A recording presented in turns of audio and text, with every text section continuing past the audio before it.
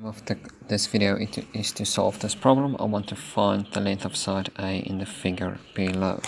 So there's A. This is trigonometry. It's got a right 90-degree angle.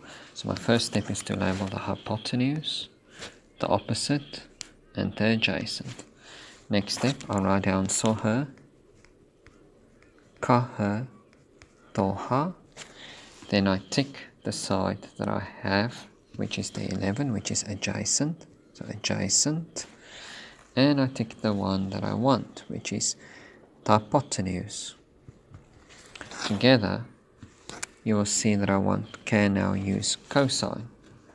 So I can say cos 22 degrees, which is adjacent, 11, hypotenuse A. When I now get the A on its own, I switch the cosine and the A, so I just get 11 divided by cos 22 degrees. And you type it into your calculator, you get approximately 11.9 units. And that is option D. Thank you.